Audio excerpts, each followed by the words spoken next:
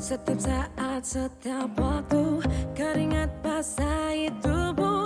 Ini saat yang ku tunggu. Hari ini ku buktikan, ku yakin aku kan menang. Hari ini kan dikenang, semua doaku panjatkan, sejarahku persembahkan. Terus fokus, satu titik, hanya itu, titik itu. Tetap fokus, kita kejar, lampaui batas. Terus fokus, satu titik, hanya itu, titik itu. Tetap fokus, kita kejar, dan raih bintang.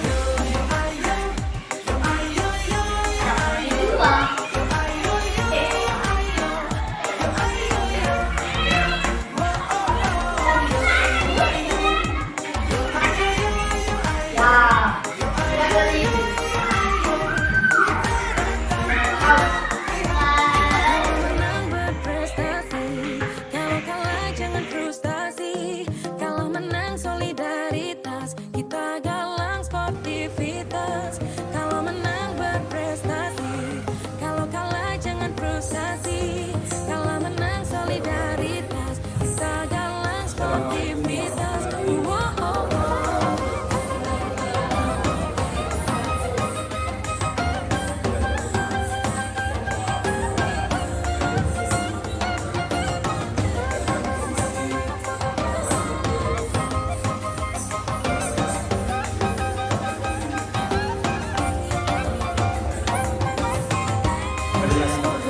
Satu titik, hanya itu, titik itu. Tetap fokus, kita kejar, dan raih bintang.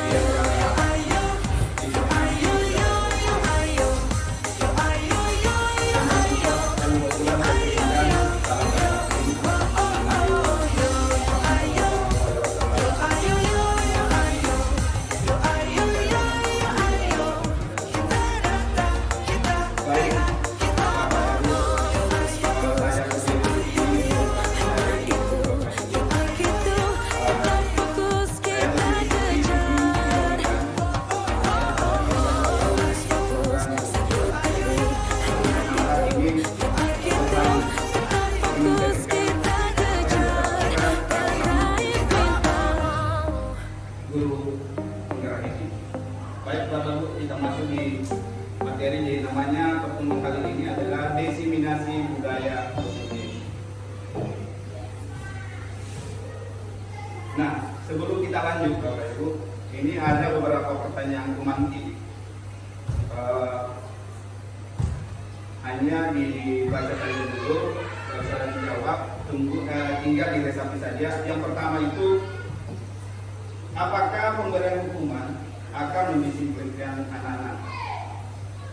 Jadi selama ini kita memberikan hukuman itu menurut anggapan ibu, bapak ibu, bahwa itu dapat mendisiplinkan anak-anak.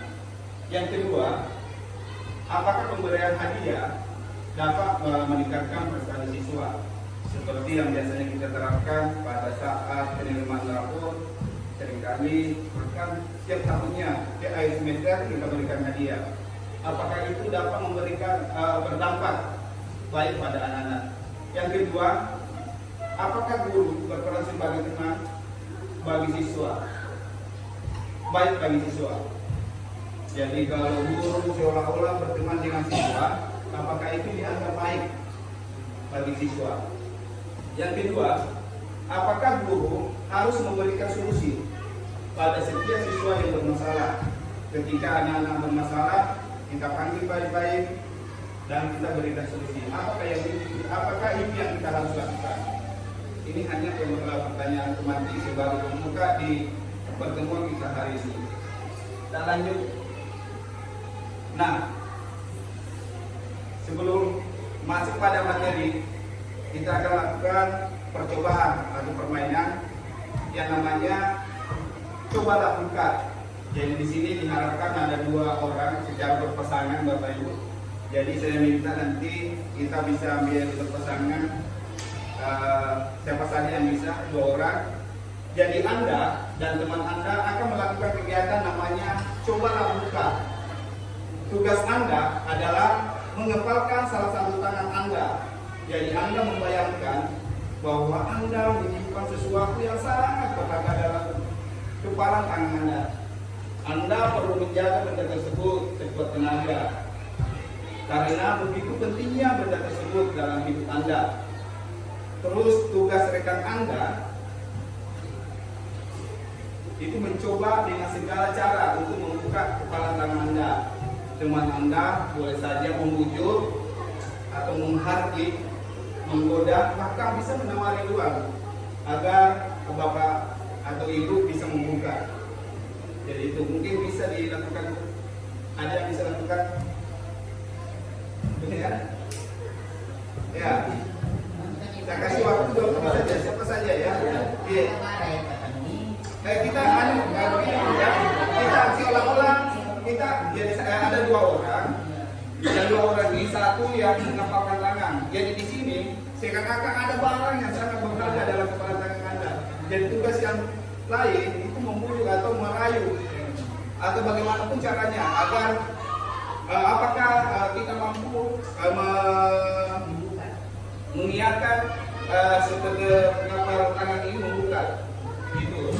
Jadi bisa dengan cara membujuk, bisa dengan cara memaksa, mungkin bisa biar di tempat aja. Ya, kita perhatikan bisa dipakai bahasa Bugis atau bahasa sehari-hari saja. Itu bukan ini agak jauh. Biasakan seperti ini ya. Apa sih yang ada dalam kepala tangan? Bisa minta tolong bukakan, bisa seperti itu bahasa kita. Apapun. Yang sama bukan Ada yang bisa. Oke, bisa ya. Apa kita? Jangan bodoh. Satu kepada Anda, satunya berperan sebagai penggoda. Ya, satu penggoda. Saya bodoh. Oke. Ada yang bisa. Oke, bisa. Di depan bisa, di bawah pun bisa. Oh, di depan ya.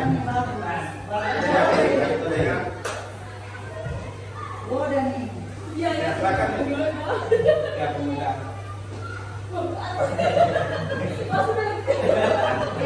Apa ya? bisa dibuka kepala tangannya. Ya, bisa bertanggung.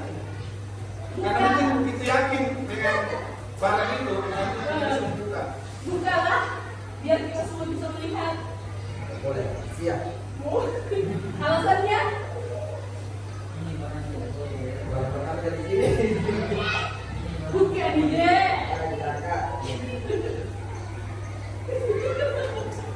Oke. Terima kasih ya Bapak Ibu sudah perhatikan apa sih yang kita mau ketika di permainan ini nanti akan terjawab dengan sendirinya. Oh ya, kita lanjut saja.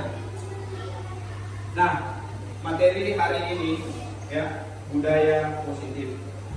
Jadi budaya positif merupakan nilai-nilai dan keyakinan serta kebiasaan-kebiasaan di sekolah yang berpihak pada murid agar murid dapat berkembang menjadi pribadi yang kritis, penuh hormat dan bertanggung jawab. Jadi ini yang membahas materi kita hari ini. Adapun konsep utama budaya positif yang pertama itu adalah perubahan paradigma. Yang kedua, budaya positif. Yang ketiga, motivasi perilaku manusia. Yang keempat, keyakinan kelas. Yang kelima, posisi kontrol. Yang keenam, kebutuhan dasar manusia. Yang ketujuh, segitiga institusi. Jadi ada 7 sub materi dari pertemuan kita hari ini. Nah, kita akan kupas satu persatu. Pertama, jadi perubahan paradigma belajar. Selama ini ilusi atau anggapan kita guru itu mengontrol siswa, tapi pada dasarnya kita tidak dapat memaksa murid untuk berbuat sesuatu jikalau murid tersebut memilih untuk tidak melakukannya. Walaupun tampaknya kita sedang mengontrol perilaku murid tersebut, hal ini karena murid tersebut sedang mengizinkan dirinya dikontrol Saat itu terbentuk kontrol guru menjadi kebutuhan dasar yang dipilih oleh murid tersebut. Menurut teori kontrol, menyatakan bahwa semua perilaku memiliki tujuan. Jadi perlu untuk digarisbawahi bahwa semua perilaku memiliki tujuan, bahkan terhadap perilaku yang tidak disukai. Mungkin ada terhadap perilaku anak-anak yang tidak disukai. Jadi menurut anak-anak itu pasti ada tujuannya. Mungkin agak bertentangan dengan pemikiran kita sehingga biasanya kita tegur. Yang kedua, ilusi bahwa semua penguatan positif efektif dan bermanfaat. Itu yang memikirkan kita bahwa semua penguatan positif seperti tadi memberikan hadiah pada saat penerimaan rapor. Penguatan positif atau rujukan adalah bentuk-bentuk kontrol. Segala usaha untuk mempengaruhi murid agar mengulangi suatu perilaku tertentu adalah sesuatu usaha untuk membentuk murid tersebut dalam jangka waktu tertentu. Kemungkinan murid tersebut akan menyadari bahwa mencoba untuk menolak rujukan kita atau bisa jadi murid tersebut menjadi tergantung pada pendapat sang guru untuk berusaha. Next, ilusi ketiga bahwa kritik yang membuat orang bersalah dapat melemahkan karakter.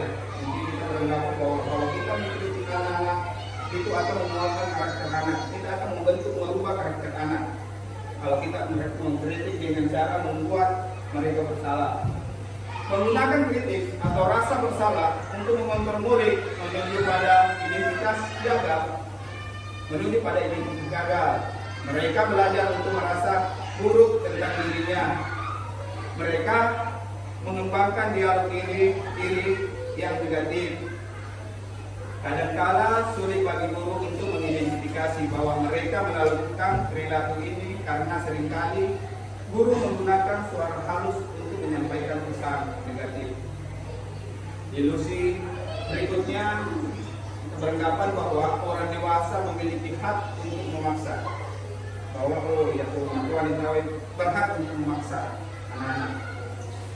Banyak orang dewasa yang percaya bahwa mereka memiliki tanggung jawab untuk membuat mereka berbuat hal-hal tertentu. Apapun yang dilakukan pada diri dapat diterima selama ada sebuah kemajuan berdasarkan sebuah kebutuhan kinerja. Pada saat itu pula orang dewasa akan menyadari bahwa perilaku memaksa tidak akan efektif untuk jangka waktu panjang dan sebuah hubungan permusuhan akan terbentuk. Next, dia stimulus respon lawan teori kontrol. Menurut pemandangan kita dengan menurut teori kontrol, stimulus respon tentang dunia menurut kita biasanya ya, kadang kebutuhan kita sama, tapi menurut teori kontrol kebutuhan kita berbeda. Semua orang melihat hal yang sama, tapi pada dasarnya menurut teori kontrol setiap orang memiliki gambaran yang berbeda.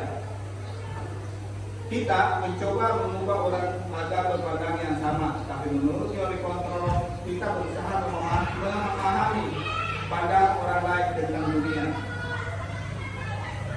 Perilaku guru dilihat sebagai suatu kesalahan, tapi pada dasarnya menurut teori kontrol semua perilaku memiliki tujuan.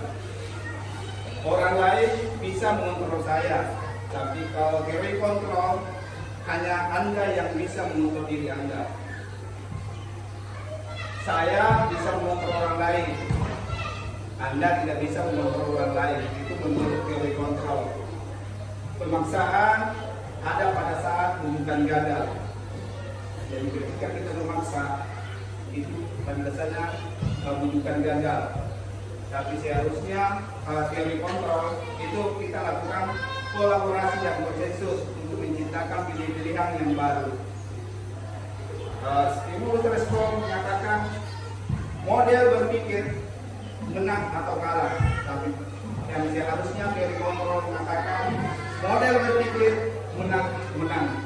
Jadi dalam pikirannya tidak ada kalah menang. Dia mengupayakan menang. Next, masuk di konsep utama budaya positif, yaitu disiplin positif. Disiplin positif adalah pendekatan yang mengajarkan tanggung jawab kepada anak dan mengembangkan kesadaran diri berdasarkan nilai-nilai kebajikan. Disiplin positif lebih fokus pada disiplin internal dari dalam yang memungkinkan siswa untuk mengontrol tindakan mereka sendiri. Jadi kita mengupayakan agar perlakuan yang baik itu muncul dari dalamnya, bukan dari luar, dari kita. Nah, inilah yang nilai-nilai yang perlu kita kembangkan pada diri siswa kita, bahkan pada diri kita, yang biasanya disebut dengan profil belajar Pancasila. Jadi ada 6: beriman dan bertakwa kepada Tuhan Yang Maha Esa dan berperan mulia. Yang kedua, berkebinekaan global. Yang ketiga, mandiri. Bagaimana kita mengupayakan siswa kita bisa mandiri, bergotong royong atau berkolaborasi, bernalar kritis dan kreatif. Inilah upaya-upaya kita bagaimana menciptakan profil belajar Pancasila. Nah, poin yang ketiga yaitu motivasi perilaku manusia. Jadi manusia dalam berperilaku tentu karena sesuatu motivasi. Ya. Ini ada 3, kita bisa lihat Bapak Ibu. Kalau menurut Bapak Ibu yang mana menurut kita dalam berperilaku? Kita berada di mana? Apakah berada di ketiga-tiganya? Menghindari ketidaknyamanan atau hubungan. Jadi saya kata kalau kita berlaku berdua, kita hanya melihat hubungan atau ketidaknyamanan. Ya. Atau kita berada di posisi kedua. Kita berdua karena ini mendapatkan kehidupan atau penghargaan dari orang lain. Tidak ada bagus. Saya sudah masuk ya. Mungkin kondisinya yang ada di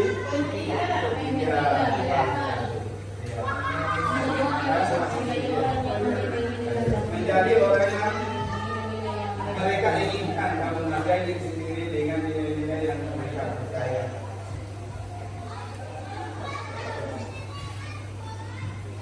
Oke. Nah, ini dia hukuman, konsekuensi dan restitusi. Mari kita bedakan. Hukuman suatu yang menyakitkan yang harus terjadi.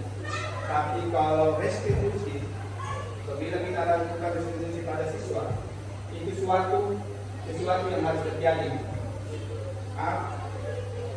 Sanksi, apabila kita memberikan sanksi, semua harus terjadi. Ketika kita lakukan restitusi, maka restitusi merupakan pilihan.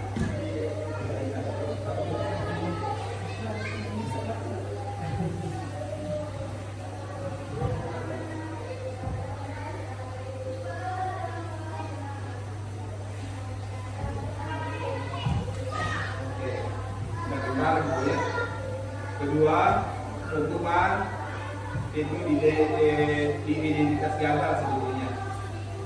Bagi murid tidak nyaman untuk murid untuk jangka waktu panjang. Ketika kita melakukan sanksi atau konsekuensi, maka tidak nyaman untuk murid untuk jangka pendek. Jadi perbedaannya kalau kita menghukum anak-anak itu akan tidak nyaman untuk jangka panjang.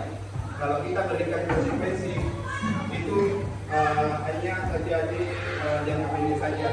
Tapi ketika kita melakukan restitusi, itu kita menguatkan untuk murid dalam jangka waktu panjang. Kemudian kalau kita menghukum korban mendapat keadilan, tapi kalau kita melakukan konsekuensi, itu korban bisa saja diperbaikan. Contoh kalau ada anak-anak berkelahi, biasanya yang kita adili, kita berikan sanksi, kita berikan hukuman pelaku.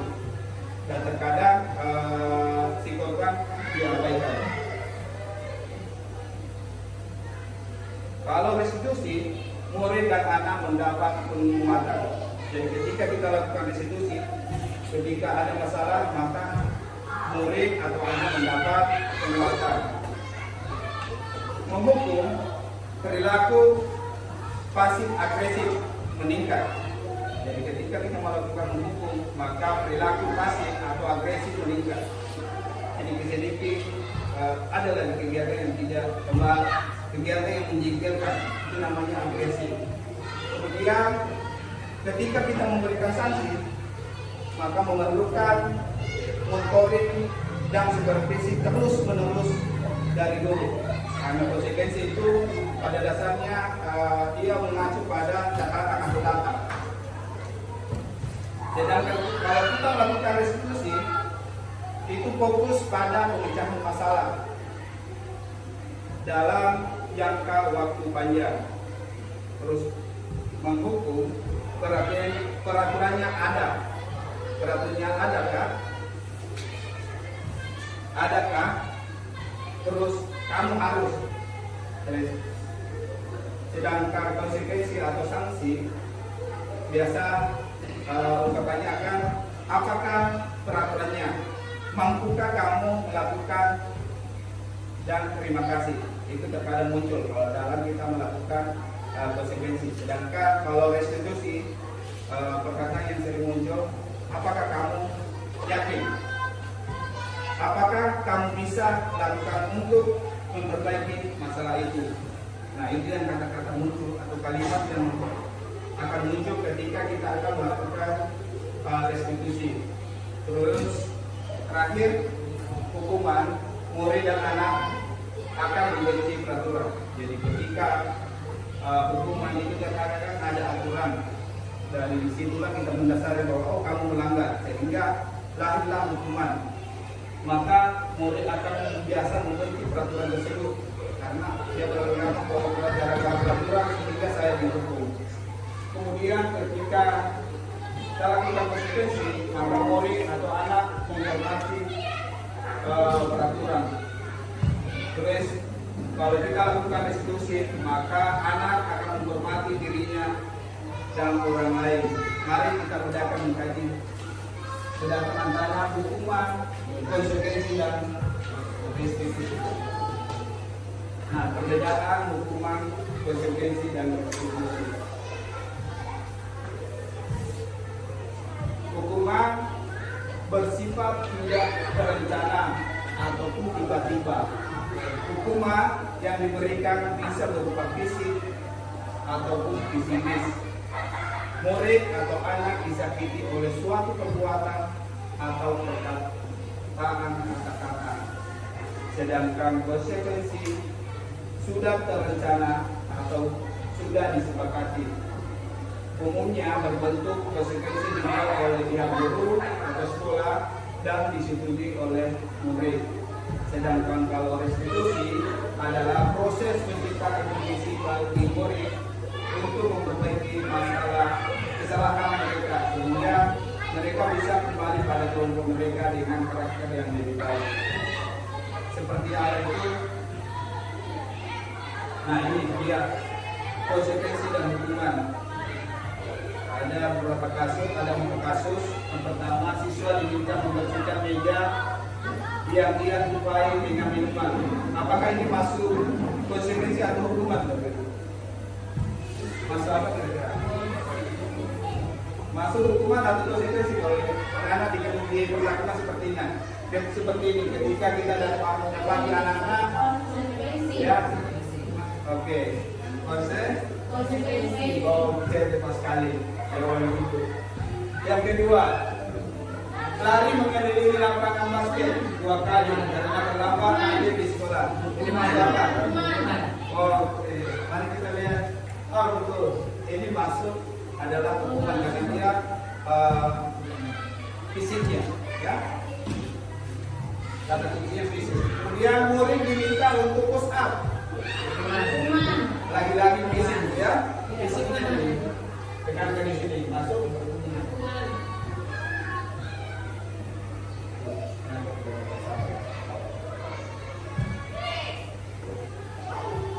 ya hukuman. Terus yang keempat, mengganti kertas tugas yang telah dicoret-coret, disuruh diganti. Konsekuensinya, karena kamu sudah mencoret anaknya teman, kamu harus ganti. Berarti konsekuensinya, ya, iya. Oke, ganti. Konsekuensi atau hukuman? Mari kita lihat. Oke, senang sekali konsekuensi. Oke, kita masuk pada poin yang keempat, konsep budaya yang keempat, budaya positif. Mengapa harus keyakinan? Mengapa bukan peraturan kelas? Mengapa kita harus melakukan keyakinan kelas? Bukan peraturan lagi, bukan lagi peraturan kelas yang ada di kelas kita masing-masing. Nah, ini sebagai pertanyaan pemantik lagi. Mengapa kita memilih peraturan tentang penggunaan helm pada saat mengendarai roda dua? Ada yang bisa memberikan tanggapan? Pakai sebaran atau pakai helm? Apa alasannya Bapak Ibu biasanya? Supaya kalau kita jatuh, sekolah tidak pecah. Oke, kita meyakini dulu ya bahwa pada saat kita jatuh, kita bisa saja terhindar dari kecelakaan atau terluka. Berarti itu keyakinan, bukan karena peraturan. Ya. Ada lagi? Mungkin menghindari dari aturan? Ya, bagus sekali, bagus sekali. Menaati peraturan lalu lintas. Oke, saya mau bertanya, ketika kita karena menaati peraturan lalu lintas atau takut sama polisi lah mungkin ya. Jadi ketika tidak ada polisi, jadi kita tidak pakai helm lagi. Ya, karena tidak kena. Berarti itu kita juga meyakini. Nah, jadi mungkin di sini kita bisa bedakan kalau kita yakin bahwa helm ini bisa melindungi kepala dari kemanapun kita bisa pakai. Bukan ke pasar saya harus pakai helm. Siapa tahu di jalan, siapa tahu ya di jalan saya kecelakaan ada di depan. Tapi ketika hanya kita berpikir dalam pikiran kita anggap polisi, aja polisi biasa, aja jangan pakai helm. Berarti itu bukan keyakinan. Kita karena hanya takut pada peraturan. Jadi yang seharusnya kita menunjukkan adalah keyakinan. Jadi itulah kita upayakan pada bumi kita bagaimana memunculkan keyakinan mereka untuk berbuat baik. Pemantik yang kedua, mengapa kita harus pakai masker? Ya? Menggunakan masker dan cuci tangan setiap saat. Oke. Kalau itu berarti itu masuk keyakinan. Ya. Kalau kita hanya takut pada yang kemarin itu corona, takut kalau terdapat rahasia, ya, takut kalau kena ini, ketika tidak ada corona tidak pakai lagi, berarti itu hanya peraturan saja. Oke, berarti kita sudah bisa membedakan ya antara keyakinan dengan peraturan. Nah, keyakinan kelas dibuat berdasarkan kesepakatan guru dan siswa. Jadi ketika kita buat keyakinan kelas nantinya, itu kita melakukan kesepakatan antara guru dan siswa. Atau kalau keyakinan sekolah, berarti semua warga sekolah kita libatkan. Kalau perlu kita hadirkan orang tua siswa, kita bisa tanya langsung apa-apa kira-kira yang perlu kita lakukan agar di sekolah ini kegiatan belajar mengajar berjalan lancar. Tidak ada lagi yang kurang ketika musim penghujan, anak-anak tidak terganggu dengan aktivitasnya. Terus peraturan biasanya dibuat oleh guru dan bersifatnya satu arah. Dia hanya biasanya menulis saja, bukan kepada semua warga sekolah. Kalau peraturan. Nah, next. Prosedur membuat keyakinan kelas jadi langkah-langkahnya yang biasanya ya. Tapi ini tergantung dari kita nantinya. Bagaimana kita memahami tentang keyakinan kelas. Yang pertama itu adalah mempersiapkan murid di kelas atau di sekolah untuk bercurah pendapat tentang sikap atau perlakuan yang perlu disepakati di kelas atau di sekolah. Jadi kita bisa tanya satu persatu. Alhamdulillah sekolah yang saya lakukan kemarin dan mudah-mudahan ini bisa bermanfaat. Bapak Ibu bisa aplikasikan juga karena ini baru saya dapatkan, maka saya mencoba mengaplikasikan di kelas 5. Jadi saya beli kertas, kalau saya kasih untuk menuliskan tentang perlakuan-perlakuan apa yang sekiranya bisa bermanfaat bagi diri kalian, bagi kegiatan pembelajaran. Jadi di sanalah dia curahkan, dia tulis dalam bentuk kalimat, bisa dengan menggunakan cuma satu kata yang pastinya bermuatan positif. Kemudian mencatat semua masukan-masukan para murid atau warga sekolah ketika ini keyakinan sekolah. Kalau keyakinan kelas berarti murid di papan tulis atau di kertas lama. Kemudian setelah kita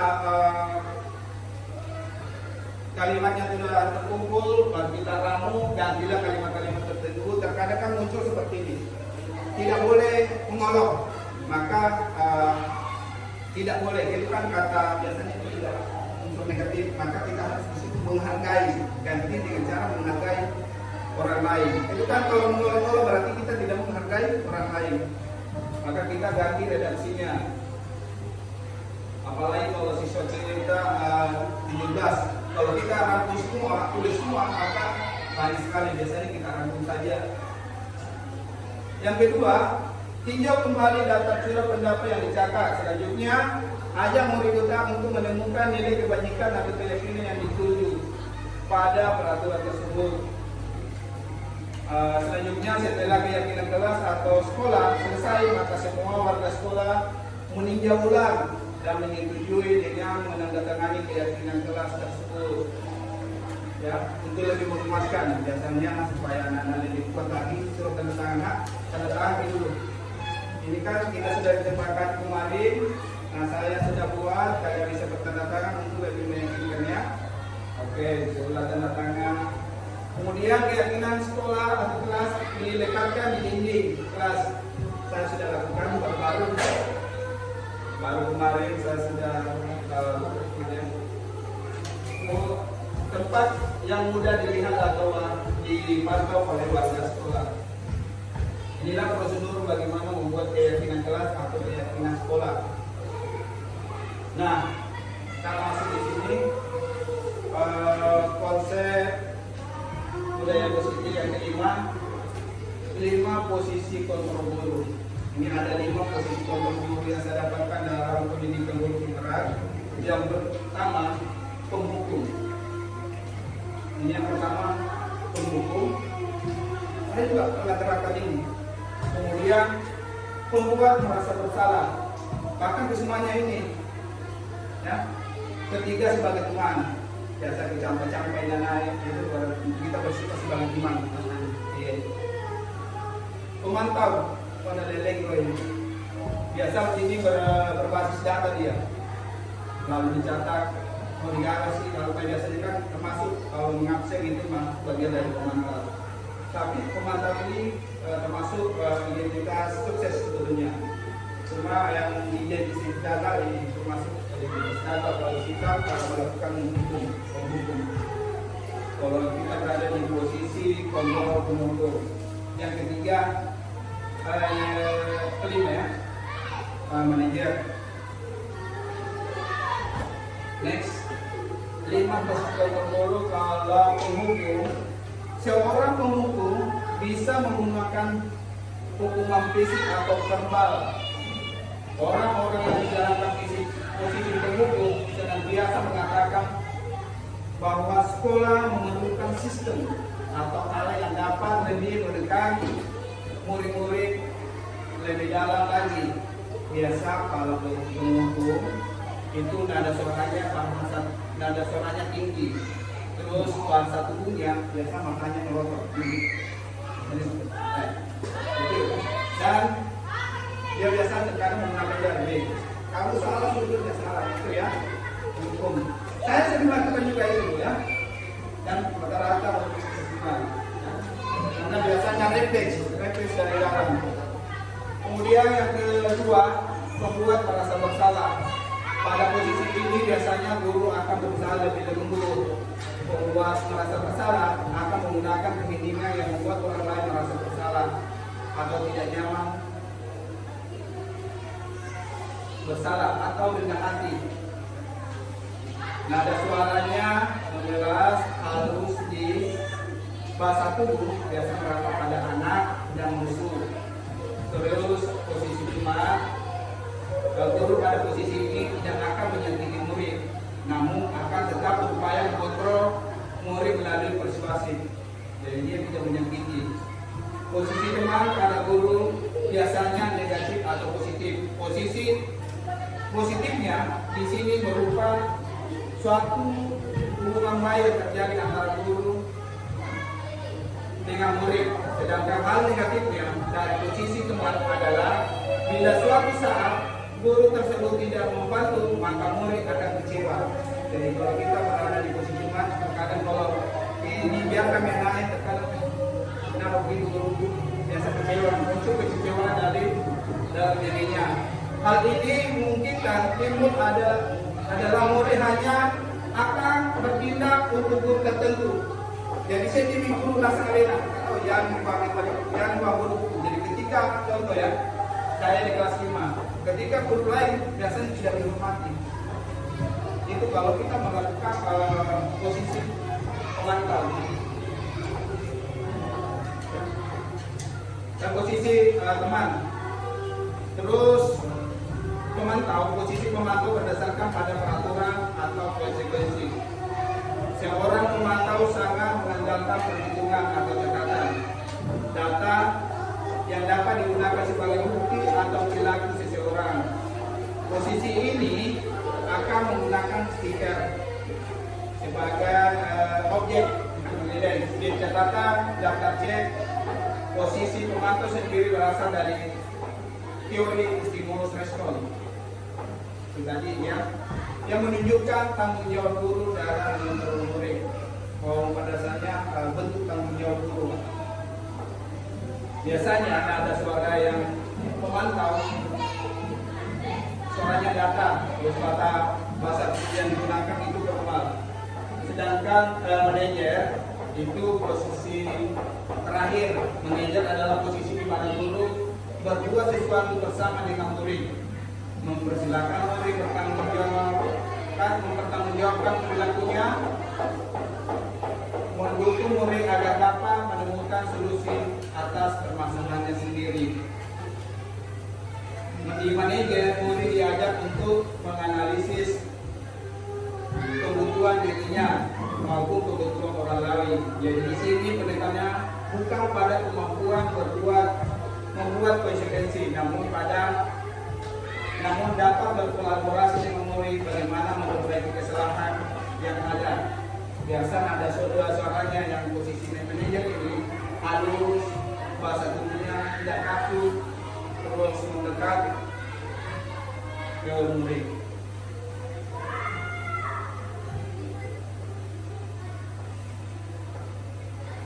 Nah, mari kita lihat video ilustrasi dari 5 posisi kontrol.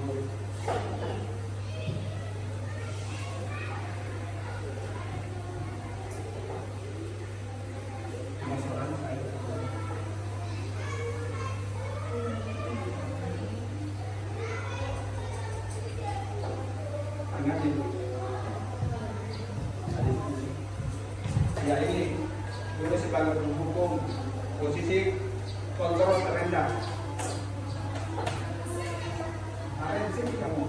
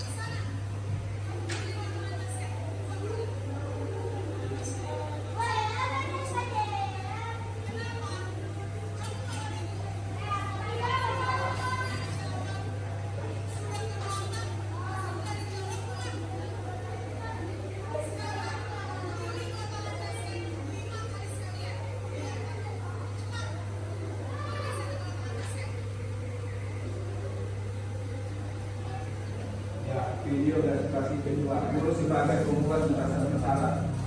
Dia masuk di identitas ganda sebelumnya.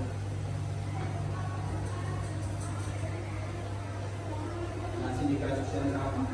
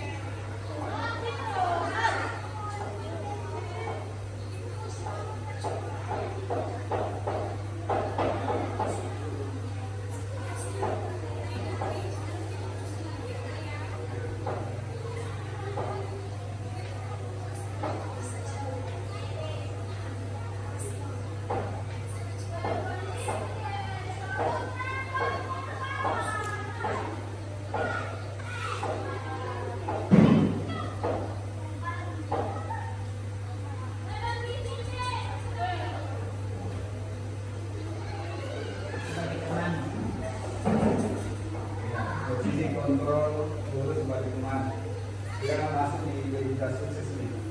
Ini adalah selalu nih.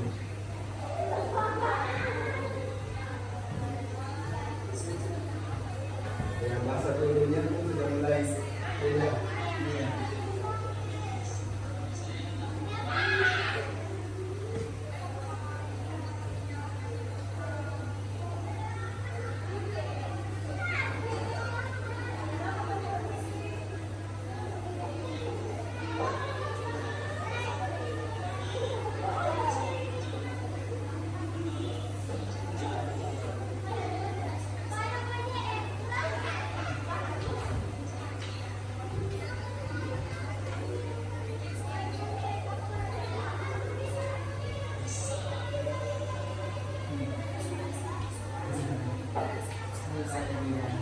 Ya.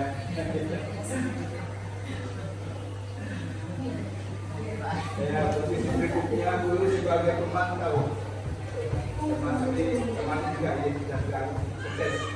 Ini sudah diperbolehkan untuk dilakukan ini.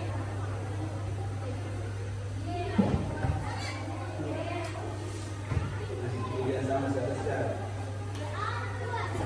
Ini jadi ini.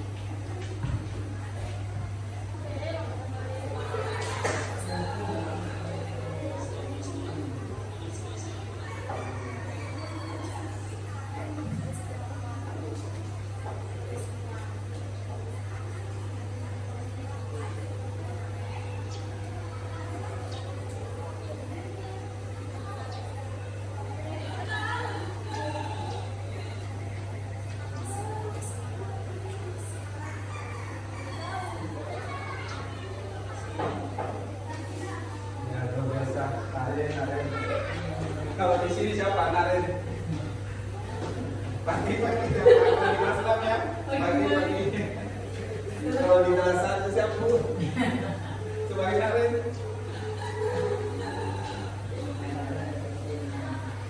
Ya, itu tadi 5 posisi kelompok guru. Jadi dari kelima posisi kelompok guru yang sekiranya mana kira-kira yang harus kita lakukan? Di posisi mana kira-kira? Kelima. Ya, di posisi mana? Kelima. Oh, kelima ya. Jadi kita yakini bahwa posisi kelima baik ya, Bu ya. Oke. Mudah-mudahan kita mengupayakan, Bu. Memang biasanya agak sulit memang kalau melakukan hal positif. Ya, ada saja tantangan. Oke. Nah, di konsep utama budaya positif yang senang yaitu 5 kebutuhan dasar manusia. Tidak tadi kalau anak-anak terkadang berbuat salah karena mungkin dia ada kebutuhan yang tidak terpenuhi. Yang pertama itu kebutuhan bertahan hidup. Apakah anak bertahan hidup? Tentu ya, butuh makanan, butuh minum untuk melanjutkan hidupnya agar dia tidak sakit. Kemudian yang ketiga, dia butuh kasih sayang dan rasa diterima. Orang dewasa pun terkadang membutuhkan ini. Jadi semua manusia. Ya. Kemudian penguasa, dia sedang hidup dalam dirinya sebagai penguasa. Makanya terkadang kita jumpai anak kita arogan di kelasnya. Dia sedang muncul penguasanya. Kemudian yang keempat, kebebasan. Terkadang muncul dalam dirinya secara spontan, bebas, tidak mau mengerjakan tugas, disuruh menulis, menggambar ya, itu terkadang muncul. Kemudian kesenangan, kalau juga dia mau bersenang-senang, terkadang muncul. Next. Nah, kebutuhan dasar manusia bertahan hidup adalah kebutuhan yang bersifat fisiologis untuk bertahan hidup, misalnya kesehatan, tempat tinggal, kebutuhan rumah, makanan, kebutuhan namanya kebutuhan biologis sebagai bagian dari proses reproduksi termasuk kebutuhan untuk tetap bertahan hidup. Kemudian kebutuhan untuk disayangi dan diterima ini meliputi kebutuhan yang akan berhubungan dengan koneksi sosial, bagaimana hubungannya antara sesama manusia sosialnya, kebutuhan untuk memberikan dan menerima kasih sayang, dan kebutuhan untuk merasa menjadi bagian dari suatu kelompok. Kebutuhan ini juga meliputi keinginan untuk tetap berhubungan dengan orang lain, seperti teman, keluarga, atau pasangan hidup, teman kerja, binatang peliharaan, dan kelompok di mana kita bergabung. Kemudian kebutuhan penguasa.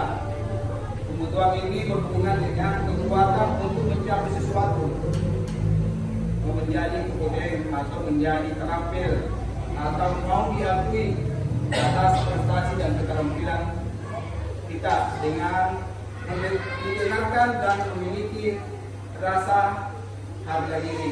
Kebutuhan dewasa. Anak-anak yang memiliki kebutuhan dasar akan penguasaan yang tinggi biasanya selalu ingin menjadi pemimpin.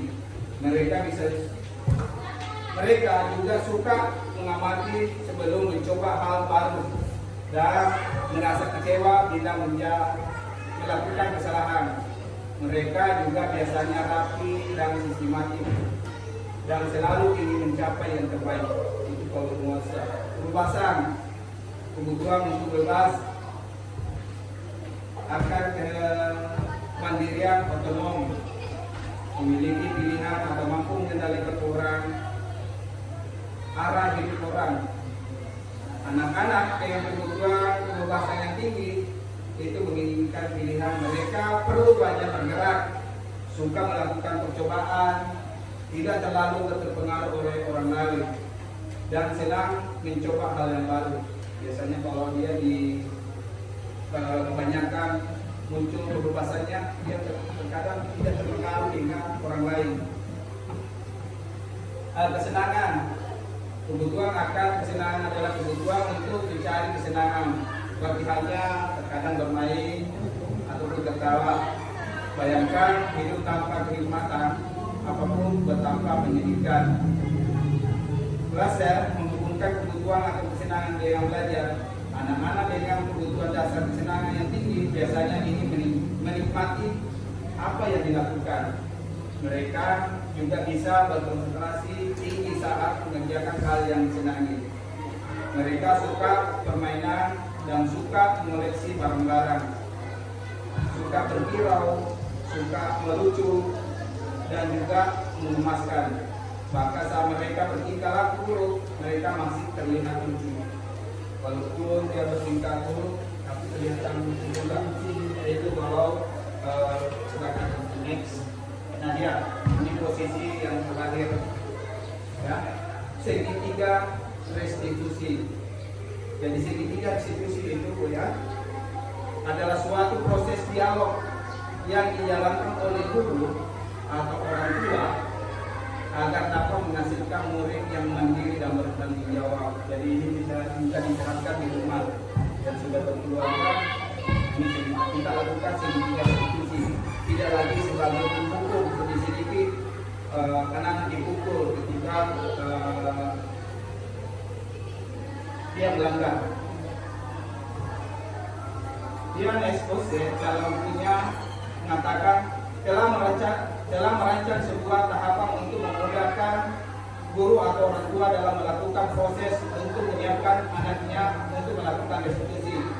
Itu namanya segitiga restitusi. Adapun tahapan dari segitiga restitusi itu, yang pertama itu melakukan menstabilkan identitas. Yang langkah pertama adalah menstabilkan identitas. Ketika dia sudah stabil, baru kita validasi tindakannya yang salah. Kita validasi. Kenapa kamu lakukan hal seperti itu? Nah, ya, apa sebabnya? Itu biasanya muncul kalimat yang muncul pada saat kita validasi tindakan yang salah. Setelah divalidasi, menanyakan keyakinan. Kira-kira keyakinan yang mana kamu langgar? Nah, setelah kalau di kelas setelah yang kita buat, kita bisa tunjukkan yang mana kamu langgar di situ. Nah, kamu yakin tidak keyakinan itu bagus? Kalau kamu menurut begini, maka kenapa kamu langgar? Biasanya seperti itu. Lalu percakapan kita kepada anak. Nah, langkah-langkah segitiga restitusi pertama menstabilkan identitas. Langkah pertama yang dilakukan pada segitiga restitusi ini menstabilkan identitas. Kita harapkan mampu meyakinkan anak dengan mengatakan kalimat biasanya seperti ini kalimatnya. Tidak ada manusia yang sempurna, nah, biasanya begitu. Saya juga pernah melakukan hal seperti itu. Biasanya itu untuk menstabilkan pertama. Nah, kenapa seperti ini? Tidak ada yang manusia yang sempurna. Nah, wajar saja kalau melakukan seperti itu. Saya juga pernah, contoh biasanya kalau anak terlambat. Kenapa kamu terlambat? Nah, karena begitu. Oh, saya juga pernah terlambat. Nah, tapi saya lakukan seperti ini. Nah, kita bantu untuk tenang dan mencari solusinya. Untuk menyelesaikan masalah itu menstabilkan identitas. Kemudian yang kedua, memvalidasi tindakan salah adalah langkah ini kita lakukan harus memahami kebutuhan dasar yang mendasari tindakan anak berbuat salah. Jadi menurut teori kontrol, semua tindakan manusia baik atau buruk pasti memiliki maksud dan tujuan. Jadi ketika melanggar terlambat berarti ada maksudnya. Kenapa dia melanggar? Pasti ada tujuannya. Ya. Ketika kita menolak anak berbuat salah, dia akan tetap ada masalah. Ditolak. Ya. Yang perlu adalah kita memahami alasan melakukan hal tersebut sehingga anak merasa jadi. Jadi yang perlu kita memahami alasannya. Kenapa dia melakukan hal tersebut? Itu dalam memvalidasi tindakan salahnya anak kita. Kemudian menanyakan keyakinan. Jadi ketika langkah 2 dan langkah 3 kita sudah laksanakan, maka anak-anak siap untuk dihubungkan dengan nilai-nilai yang dia percayai, yang dia yakini tadi, yang sudah dibuat dalam keyakinan kelas. Dengan nilai-nilai yang dia percaya dan bertindak pada orang yang dia inginkan. Ketika mereka sudah menemukan gambaran masa depannya, guru dapat membantu mereka untuk tetap fokus pada gambarannya. Next. Nah, ini ilustrasi yang sudah saya coba buat.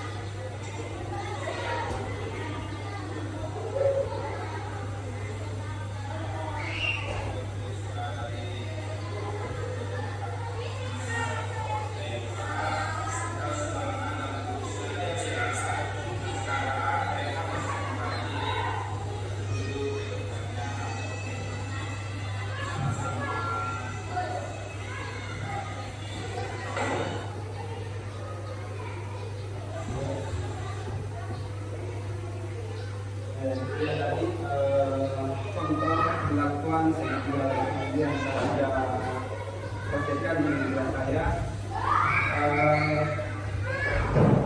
Nah, sekarang kita berada di penutup dan sekiranya dalam pertemuan kita kali ini ada sesuatu yang kurang berkenan di hati Bapak Ibu ataupun